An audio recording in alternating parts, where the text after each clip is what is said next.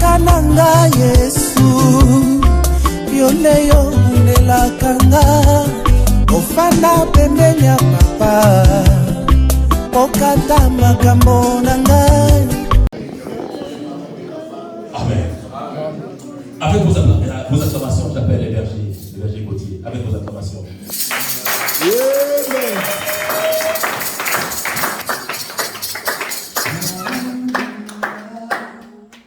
Okolayo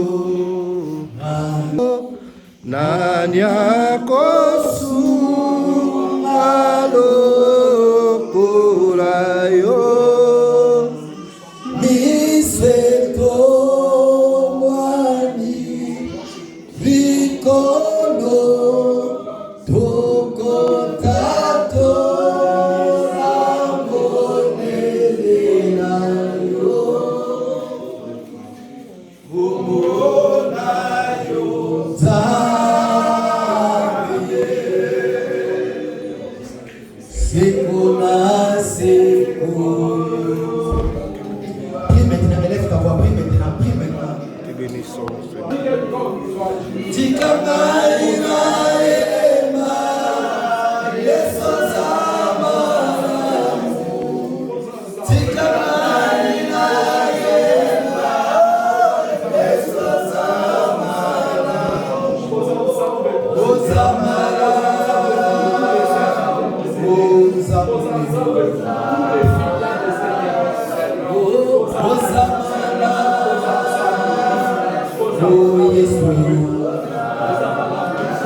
élève ta voix maintenant. Dis-lui que Seigneur, tu es bon.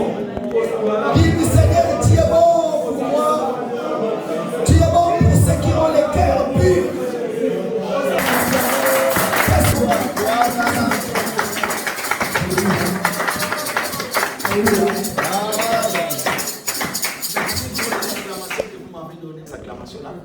Parce que j'ai compris que c'était pour moi, mais j'ai une meilleure méthode que nous allons acclamer. Vous le savez déjà, nous avons l'habitude de le faire. Nous allons le faire. Vous savez, par rapport à tous les problèmes que tu as dans ta vie, par rapport à tout ce que tu es en train de passer en ce moment, vous savez, le remède c'est quoi? Toi et moi maintenant, nous allons acclamer, nous allons commencer à chanter en passant tout ce qui se passe dans ta vie. Tu vas chanter. Il est le roi. Vous connaissez, non? Amen. Nous avons l'habitude de le faire. Alléluia. Amen. Voilà. Il est le roi, le Seigneur, Seigneur. Je dis. Oh, il est le roi.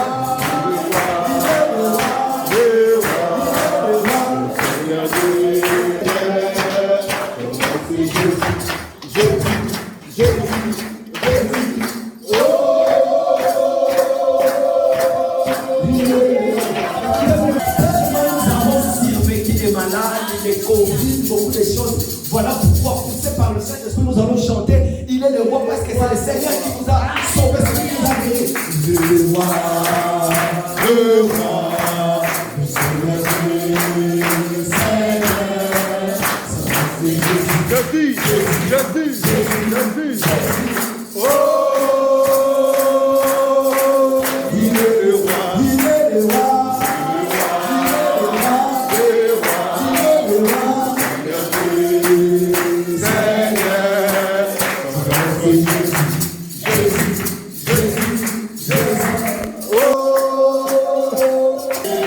Est-ce que tu peux saluer la personne qui a posé les bras? Dis-lui que le Seigneur est bon. Dis-lui que le Dieu qui nous aime. Salue ton frère, salue ta soeur. Je te très merci.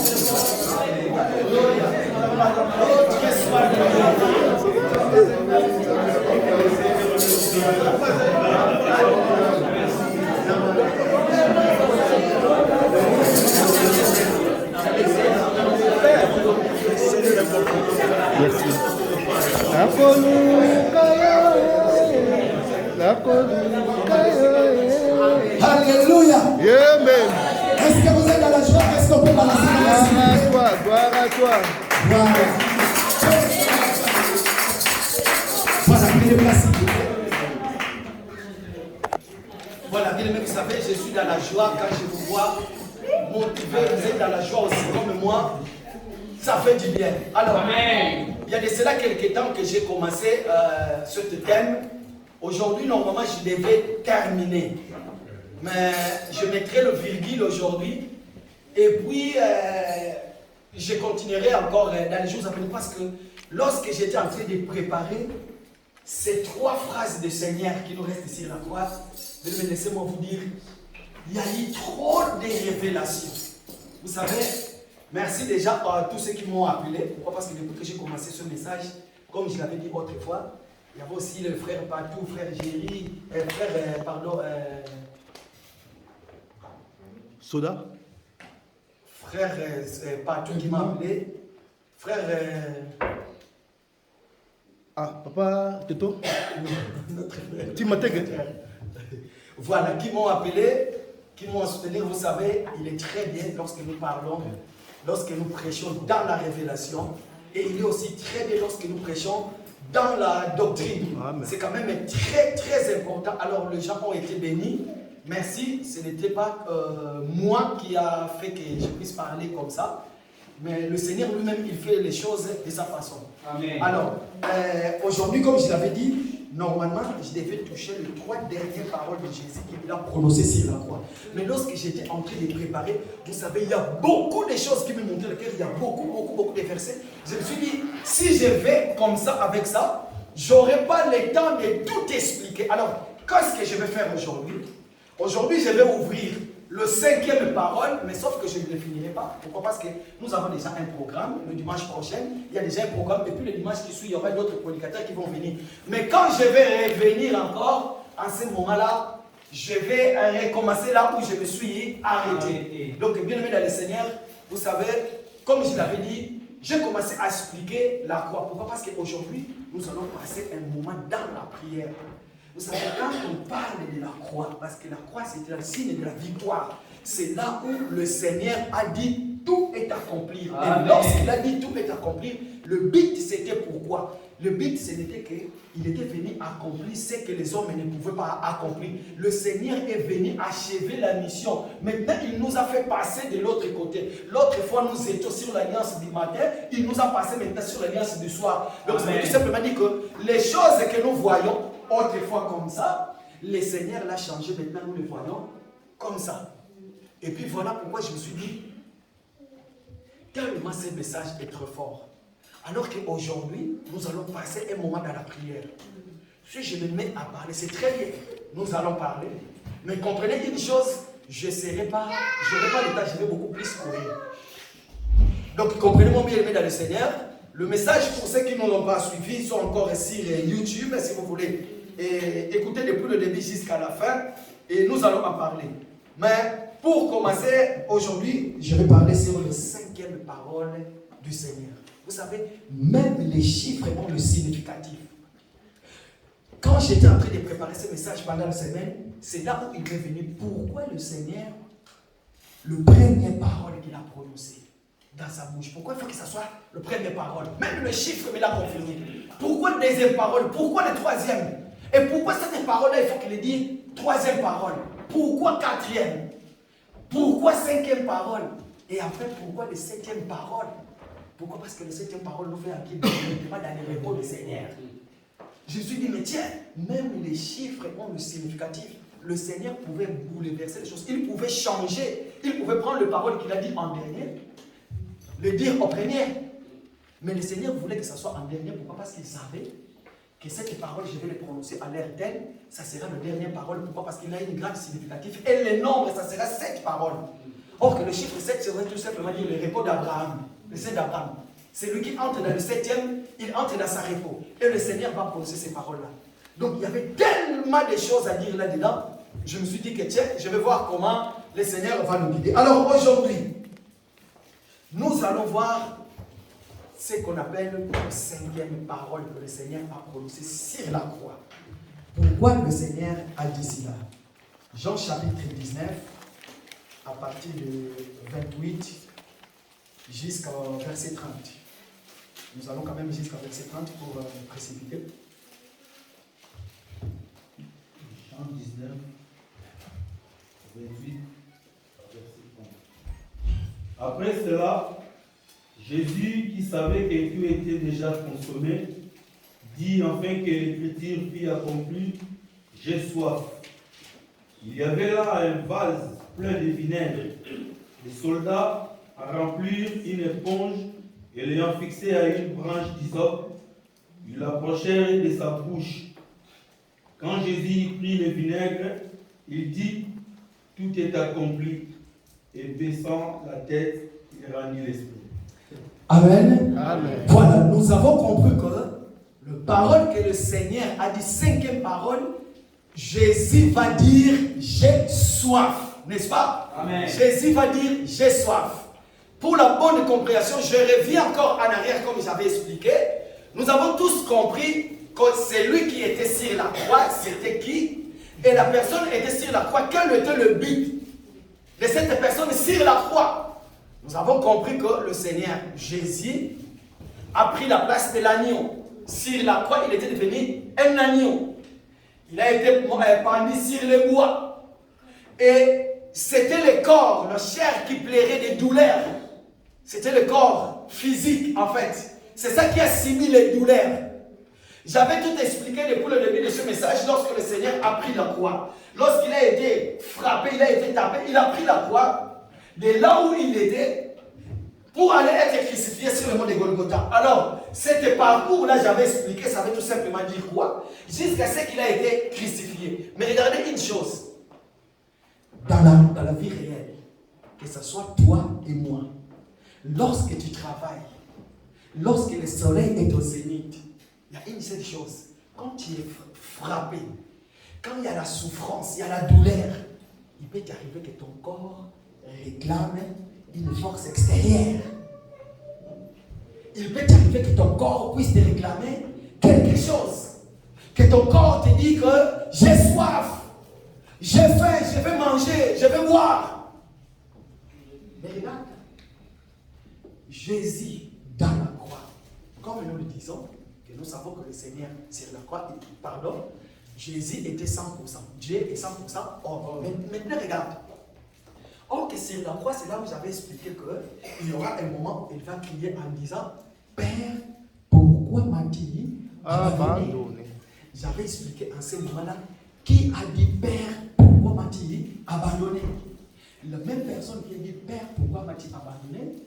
Il est entré dans le monde, il a quitté le ciel, il est entré dans le monde, il a revêtu un corps et il a marché. Et il est allé sur la croix. Voilà pourquoi j'avais dit, il connaît tes souffrances à toi. Amen. Il connaît toutes tes douleurs à toi. Je suis dans la doctrine. Hein? Comprenez-moi dans ce message, comme je l'avais dit depuis le début, nous sommes en train de parler de la doctrine. À des fois nous montons, à des fois nous descendons. C'est très important. Amen. Comprenez maintenant, il va dire que j'ai soif. Or que quand il va dire j'ai soif, quand est-ce qu'il va dire j'ai soif? Parce qu'il était crucifié sur la croix. C'est là où j'avais montré c'est quoi la croix. Hein? Comprenez ce que je vais dire? Écoutez. Sur la croix, c'est là où il va dire que j'ai soif. Or que nous savons que le croix, c'est un morceau de bois. C'était un arbre qu'on a coupé. Cet arbre-là est tombé. Lorsque l'arbre est tombé, ça veut dire que l'arbre était séparé de ses racines. Donc l'arbre ne peut plus recevoir le vitamine. L'arbre ne peut plus recevoir du sel. Pourquoi? Parce que la force de l'arbre, il est recevée par rapport à ses racines.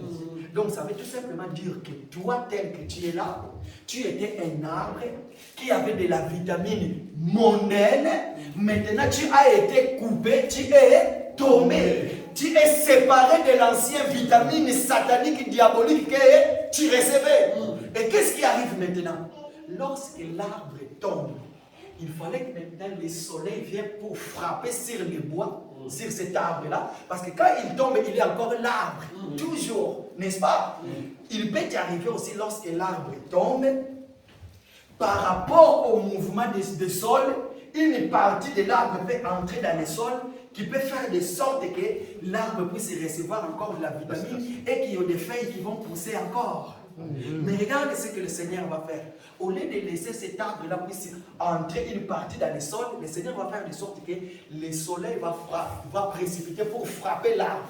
Et l'arbre va perdre le soleil va absorber toutes les vitamines qui étaient dans l'arbre. Et à ce moment-là, ça ne sera plus l'arbre. Ça y est, maintenant, ça sera un morceau de bois. Donc, ça veut tout simplement dire la transformation de l'arbre à un morceau de bois. Donc, il y a eu une transformation. Voilà pourquoi nous disons, toi, tu étais dans le monde, tu étais un arbre, le Seigneur t'a pris, le Seigneur t'a coupé, tu es tombé, maintenant le soleil, il faut que le soleil te frappe.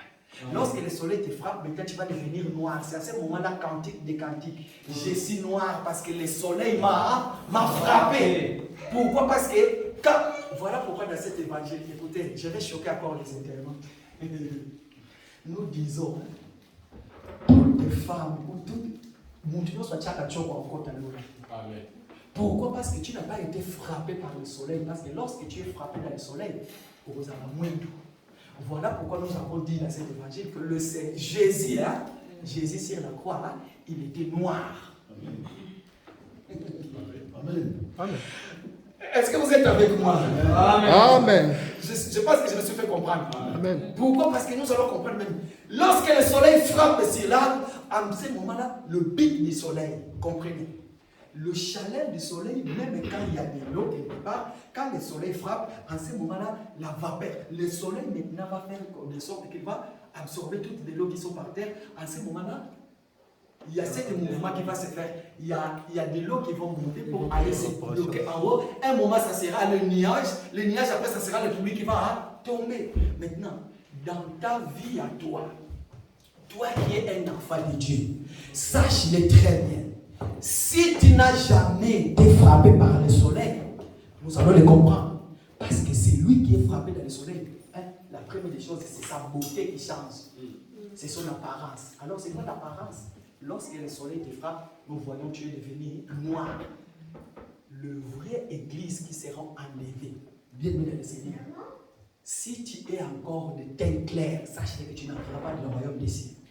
Tu vas rester. Pourquoi? Parce que nous avons compris que tu n'as pas été frappé par le soleil. Et ici, nous ne parlons pas de teint clair comme moi, parce que moi aussi je suis clair. Mais nous parlons de ce teint-là, qui est le teint de vie de la sanctification. Pourquoi? Parce que tu as été séparé du monde. Comprenez une chose, je rentre dans le jardin d'Éden. La Bible dit que le Seigneur va aller, il va prendre parmi les poussières qui étaient hors du jardin d'Éden, parce que nous disons que le jardin, ce jardin-là, la Bible ne nous a pas donné ces noms-là. Le jardin d'Éden n'a pas de nom. Cherchez-moi. Mais dans la révélation, nous pouvons vous donner le nom du jardin. Écoutez, la Bible dit que le jardin était dans une ville qui s'appelait Éden. Voilà pourquoi on l'appelle le jardin d'Éden. Autrefois, j'avais expliqué, on peut l'appeler le jardin de Paris. Pourquoi? Parce que le jardin se trouvait dans la ville de Paris. Mais or que le jardin d'Éden, dans la révélation, je vous dis déjà, nous pouvons l'appeler l'église. Nous pouvons le démontrer. Et puis, sachez une chose, le Seigneur maintenant va aller hors, le jardin est là hors du jardin. Il va prendre la poussière. Parmi les poussières, il ne prend pas tout. Mais il prend une partie des poussières, il va former l'homme. Il va séparer cet homme de ces poussières-là. Il va ramener l'homme dans le jardin. Donc ça veut tout simplement dire que l'arbre qu'on a coupé, il est tombé. Cet arbre-là a reçu le soleil. Maintenant, l'arbre va être transporté dans le jardin d'Éden. Amen. Et lorsque l'arbre va être transporté dans le jardin d'Éden, l'arbre n'a plus de sève. L'arbre est devenu l'arbre sèche. Normalement, c'est là où je devais parler de le sarment qui séchait à de nouveaux fleuris par rapport à la verge d'Aaron qu'on avait mis sur le temple. Mais le Seigneur permettant, on reviendra. Donc, comprenez une chose. Lorsque maintenant le soleil va frapper, il va perdre sa saveur. Qu'est-ce qui va arriver? Le Seigneur maintenant, il est conduit. Lorsqu'il a été conduit, il regarde les femmes, il dit, ne pleurez pas pour moi. Ne pleurez pas pour moi, mais pleurez pour vos enfants. Parce que si moi, l'arbre vert, qu'on me fait ceci, à combien plus forte raison on fera cela pour vous, les arbres secs. Donc par là que nous avons compris, une personne qui n'est pas baptisée du Saint-Esprit, il est arbre sec. Maintenant, quand est-ce que la personne est baptisée du Saint-Esprit? Lorsque tu es devenu l'arbre, il est greffé sur le Seigneur, n'est-ce pas? Voilà pourquoi nous disons que je suis le vrai cep. tout sarment qui est attaché à moi portera des fruits.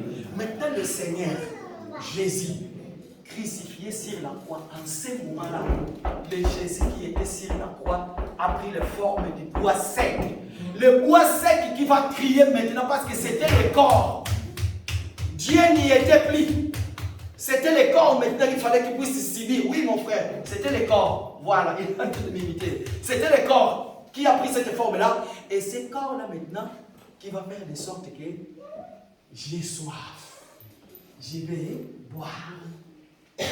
Maintenant, qu'est-ce qui va arriver? Bien aimé.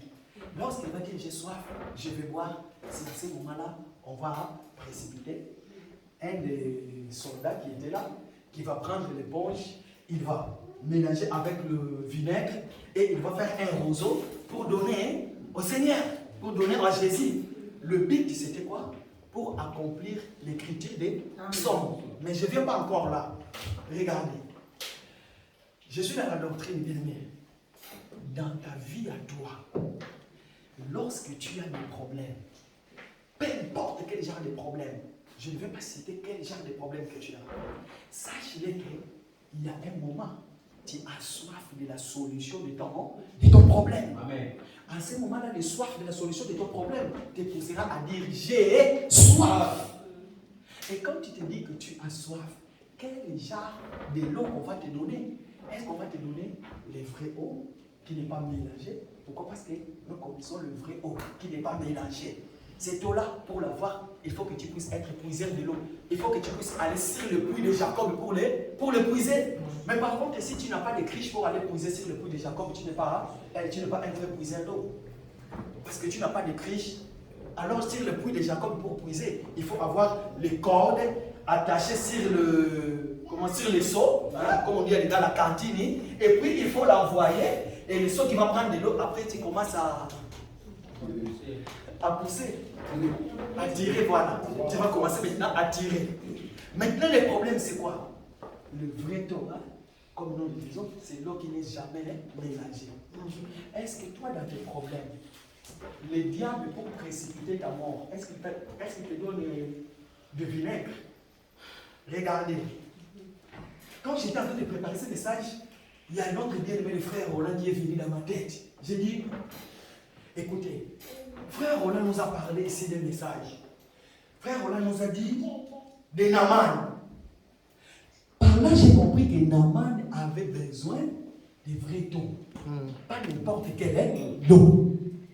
Écoutez-moi très bien. Jésus sur la croix va crier, j'ai soif. Je veux boire. Ok, quand on a soif de quoi? Ça veut tout simplement dire de l'eau. Ok, dans cet évangile, nous savons qu'est-ce qui est de l'eau. De l'eau, c'est la parole. C'est quoi la parole? C'est tout simplement la parole qui n'est pas mélangée. Jésus va dire que j'ai soif.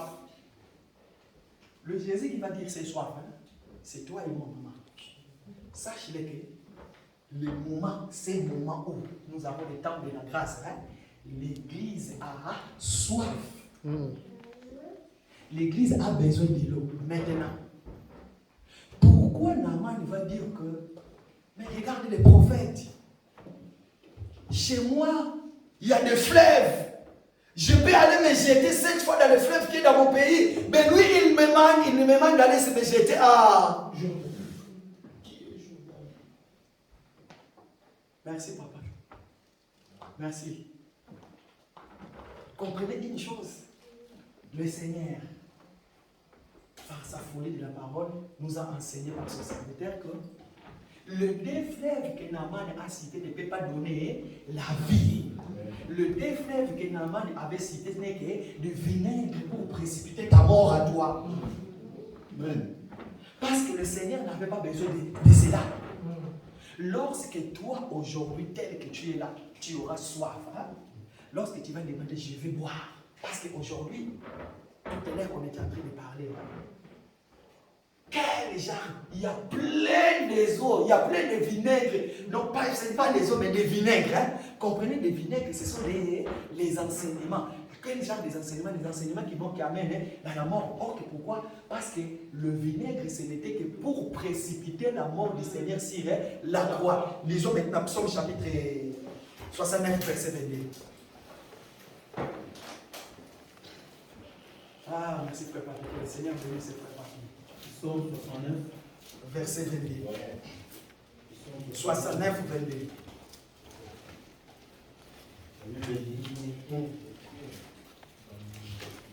Que leur table soit pour eux un piège. Je commence par 21, parce que ici c'est 22. Oui, oui, oui. Il met du fiel dans ma nourriture, et pour apaiser ma soif, Ok. il m'abreuve de vinaigre. Est-ce que nous avons compris? Amen. Il met du fiel sur ma nourriture, juste pour apaiser ma soif, mais non pour finir ma soif. Amen. Alors que le Seigneur, tout ce qui est arrivé pour Jésus sur la croix, ce n'était que pour accomplir ce verset de la Bible. Regardez maintenant. Il va dire, j'ai soif. Papa Serge, comprenez-le aujourd'hui. Vous savez, tel que nous sommes là, je merci, Dieu merci, nous sommes un ensemble qui ne regardait pas que, oh là, je ne sais pas quoi, comment, mais nous sommes là tous les jours de notre réunion. Mais vous allez remarquer une chose. Partout où on donne du vinaigre pour apaiser votre soif, en ces moments-là, c'est là où les gens font tout. Amen. Mais partout où on vous donne le vrai don qui n'est pas mélangé, l'eau qui donne la vie. Comme aujourd'hui, Je ne sais pas si je me suis fait comprendre. Amen, amen. Regarde. Jésus sur la croix qui va pleurer. Qui était Jésus? Il était le fils de Marie. Il était comme toi. Il a pris le corps. Il a marché comme toi. Il a mangé aussi comme tout le monde. Mais sur la croix, il va réclamer. Il va dire, j'ai soif. Dans notre thème, il va dire, l'Église, le moment est venu, vous allez avoir soif. Vous allez chercher de vraies paroles.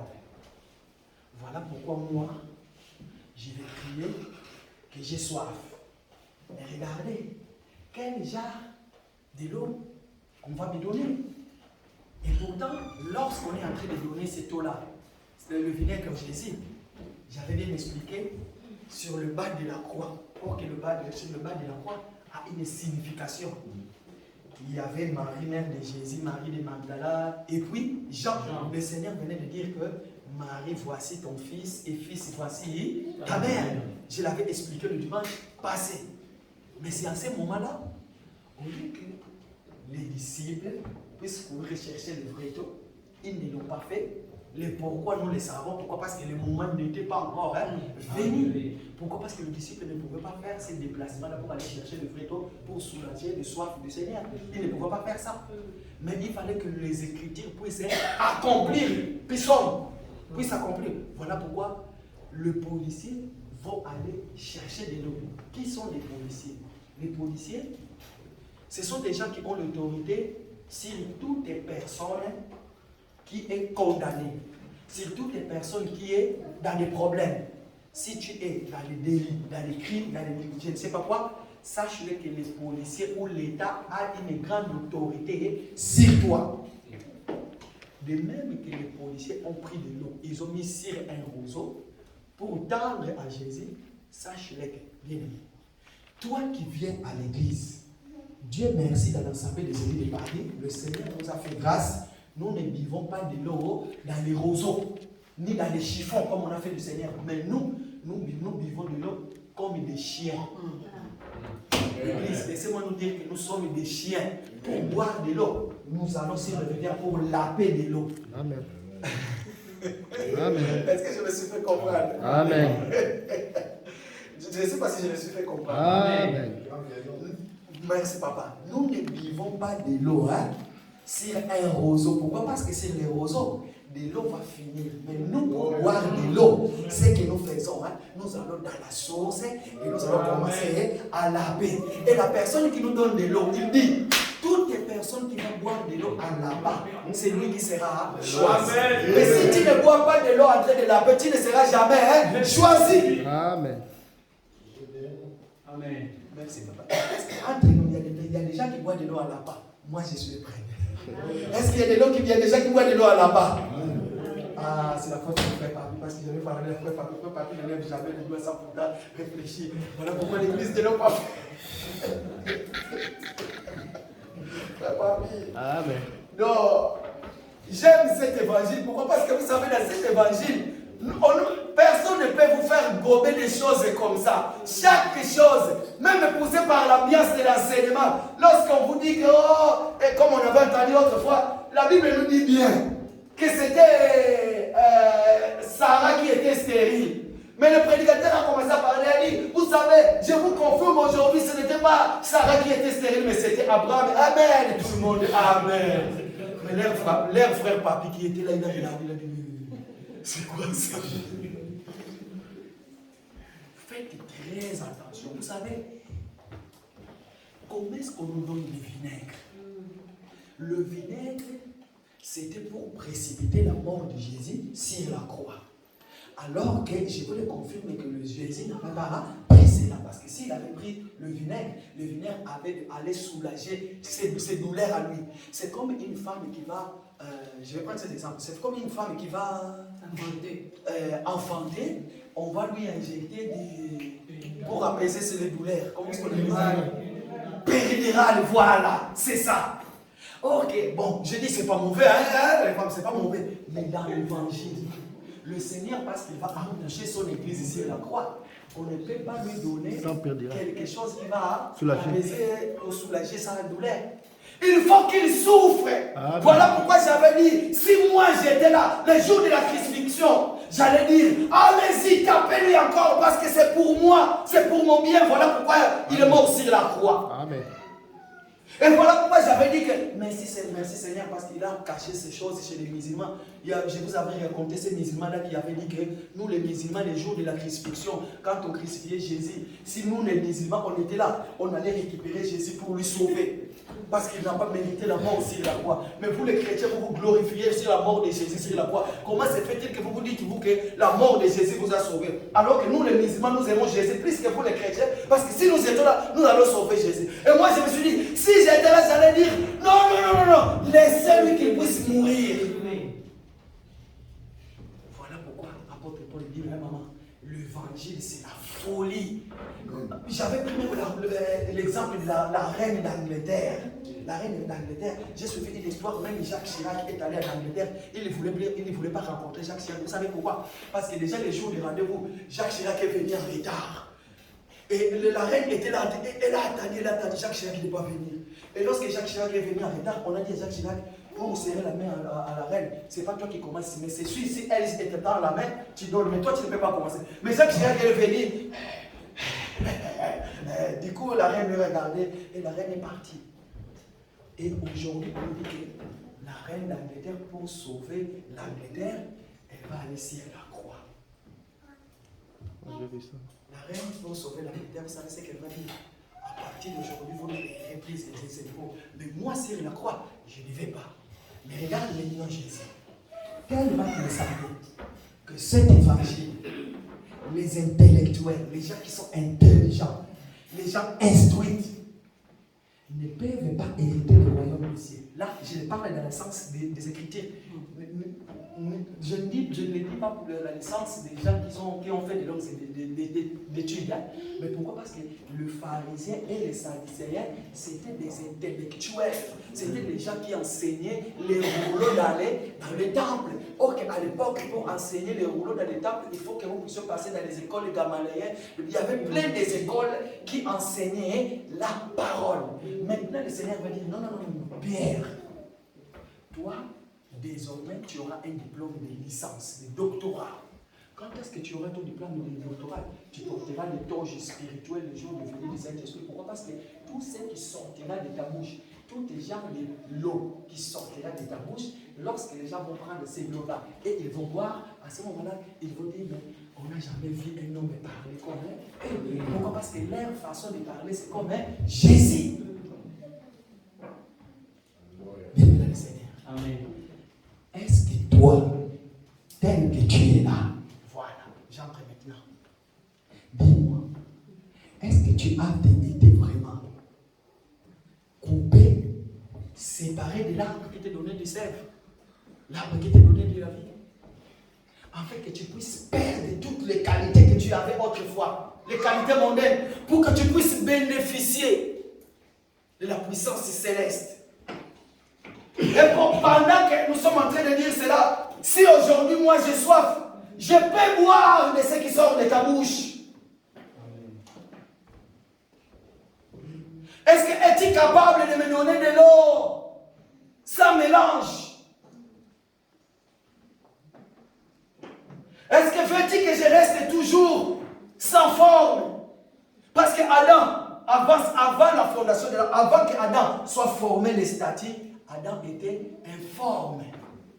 Adam n'avait pas de forme. Mais pour que Adam puisse avoir forme, il fallait qu'on prenne de l'eau, qu'on mélange, qu'on fait les statues et que le Seigneur souffle.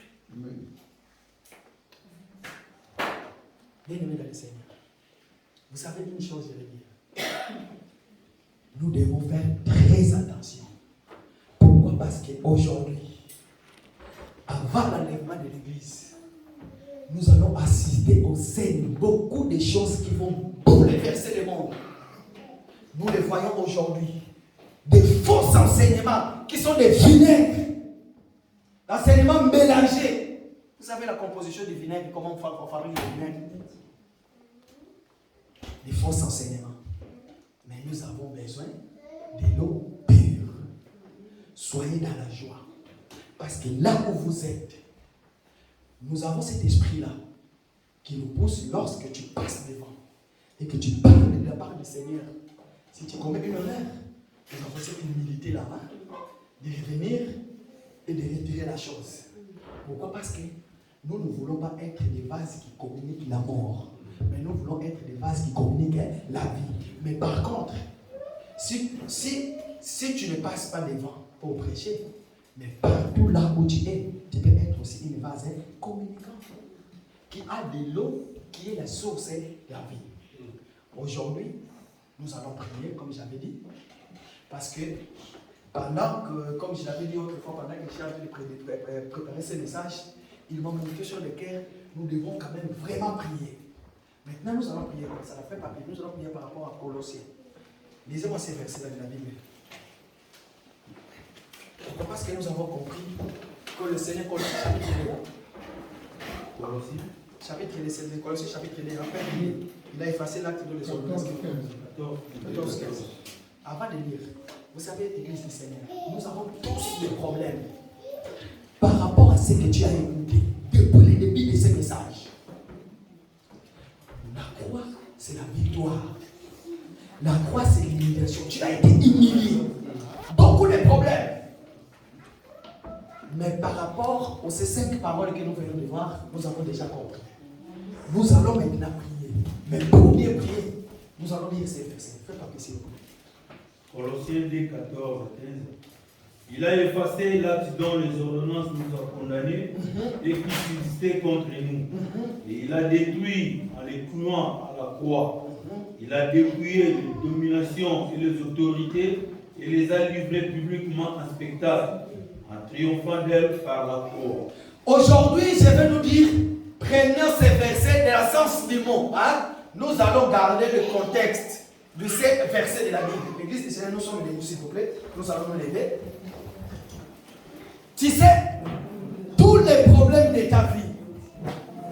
L'autre fois, nous avons fini en retard, mais aujourd'hui, tellement que nous aurons des réunions, beaucoup de choses à dire. Voilà pourquoi il faut courir. Vous savez, tous les problèmes de ta vie qui te dérangent. Parce que nous sommes aussi l'église du Seigneur, comme nous disons que cet évangile ne repose pas que dans les blagues, dans les parler, mais il y a aussi une puissance qui accompagne cet évangile. Et cette puissance-là, nous devons aussi le démontrer. Si quelqu'un est malade, nous savons que dans cet évangile, il y a tout. Nous pouvons prier pour le malade, nous pouvons prier pour les problèmes, nous pouvons. Et que le Seigneur peut nous donner les solutions. Mais maintenant, je te pose la question, c'est quoi ton problème? Quel genre de ton problème? Tu as écouté tous les messages de la croix. Le Seigneur vient de te parler. Tu es celui qui boit de l'eau. Qui est lui-même. Il est la parole. Qu'est-ce qui te dérange là où tu es? Regarde maintenant, David. Regarde maintenant. Entre dans ton intérieur, regarde maintenant. Regarde ce qui te dérange. Si tu es malade, dis mais Seigneur, Seigneur, Seigneur, je suis tout le temps malade. Si tu as des problèmes, que ce soit familial, dans le travail, administratif, je ne sais pas quoi, manque de stabilité, lève-toi là où tu es maintenant. Lève-toi, regarde. Comme j'avais dit l'autre fois quand je reviendrai, je parlerai mon dernier message sur le 7e jour, lorsque le Seigneur a dit, Père, je rendrai mon esprit entre tes mains. Le corps de Jésus physique est entré dans le repos. Mais regarde-toi, tu as toujours des problèmes. Voilà pourquoi nous allons prier. Merci, merci Jésus. Merci, merci Jésus. Alléluia.